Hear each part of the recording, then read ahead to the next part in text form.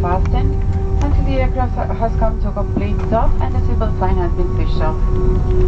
Before leaving the aircraft, please ensure that you have all your personal belongings with you. Customers requiring boarding passes for the onward connections are requested to coordinate with the ground staff. Customers holding onward boarding passes are advised to check the flight information display for gate assignment information. Qatar Airways preferred hotel in Doha is Oris Rotana Hotel.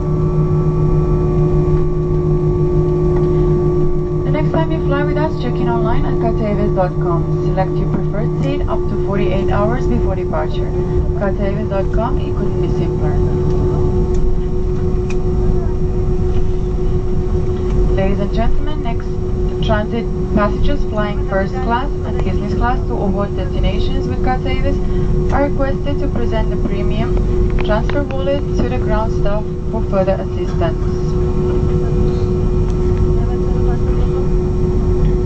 On behalf of Qatar Airways, the One World Alliance, Captain Nectaris and the crew, we hope you have enjoyed the flight today and thank you for flying Qatar Airways. Ladies and gentlemen, please be informed that it is now safe to use your mobile phones if you wish to do so. Good morning.